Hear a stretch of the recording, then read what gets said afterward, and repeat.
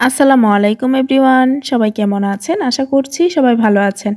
A to Z kitchen বিউটিতে আপনাদের সবাইকে আরও নতুন একটি রেসিপি দেখার জন্য আমন্ত্রণ রইল।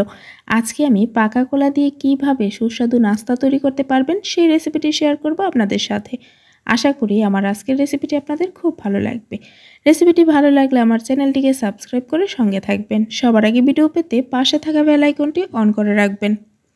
এই পাকা কলার নাস্তাটি ছোট থেকে বড় সবাই কিন্তু অনেক বেশি পছন্দ করবে। তাছাড়া তৈরি করাও কিন্তু খুব বেশি একটা কষ্টকর না। সাধারণত দেখা যায় যে খুব বেশি পাকা কলাগুলো যখন খোসাটা কালো হয়ে যায় তখন কিন্তু আর এই কলাগুলো খাওয়া হয় না। তাই আমি এই ধরনের কলা দিয়ে মূলত এই পিঠাগুলোকে তৈরি করি। এতে করে কলাটাও কাজে লাগে এবং পিঠাগুলোও খেতে অনেক বেশি সুস্বাদু হয়। তো প্রথমে এখানে আমি 3টি কলা নিয়ে নিয়েছি এবং কলাগুলোকে আমি খোসা ছাড়িয়ে নিয়েছি। এখন একটা কাঁটা চামচ দিয়ে কলাগুলোকে আমি ভালো করে ম্যাশ করে নেব। এই পাকা কলার পিঠাটা সুস্বাদুর পাশাপাশি কিন্তু অনেক বেশি স্বাস্থ্যসম্মত। তো আপনারা চাইলে কিন্তু বাচ্চাদের টিফিনেও এই পাকা কলার নাস্তাটি তৈরি করে দিতে পারবেন।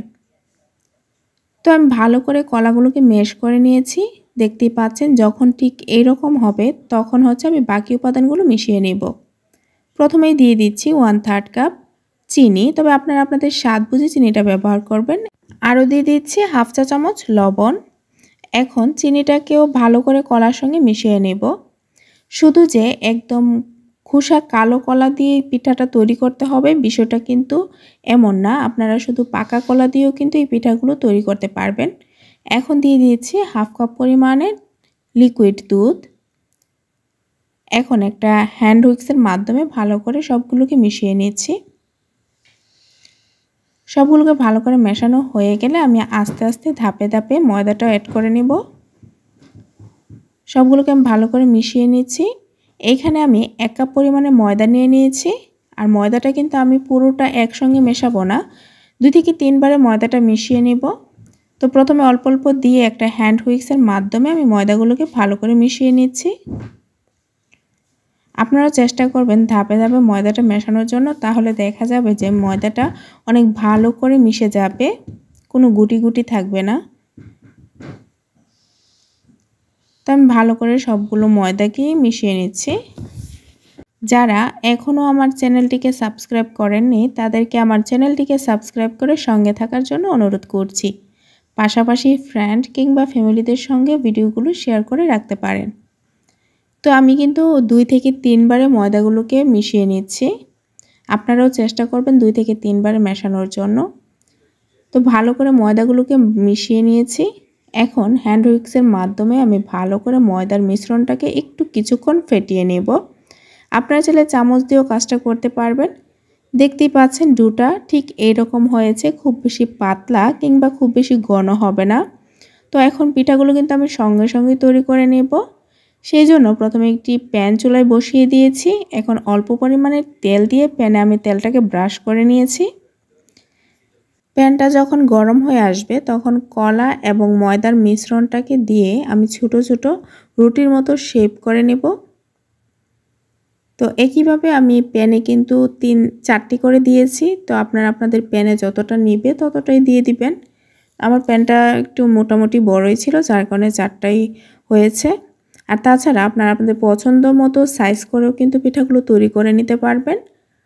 আর এই সময় চুলার আঁচ একদম মিডিয়াম টু লো হিটে রাখতে হবে, নয়তো দেখা যাবে যে পিঠাগুলো পুড়ে যাবে।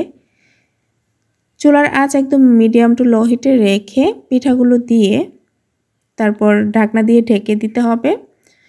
ঢাকনা দিয়ে ঢেকে 1 থেকে 1.5 মিনিটের মতো রাখলেই চলবে।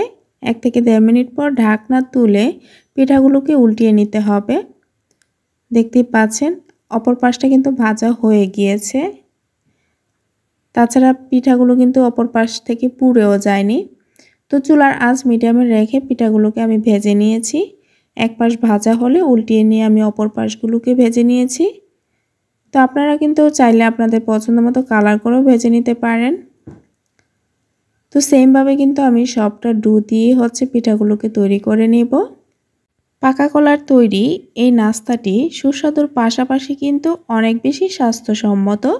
তাই আপনারা চাইলে বাচ্চাদের টিফিনেও কিন্তু তৈরি করে দিতে পারবেন পাকা কলা দিয়ে তৈরি এই সুস্বাদু নাস্তাটি। তো আমি পুরোটা ডো দিয়ে হচ্ছে সেমভাবে পিঠাগুলোকে তৈরি করে নেব। তো আমার আজকের রেসিপিটি আপনাদের কাছে কেমন লেগেছে তা জানাতে ভুলবেন না।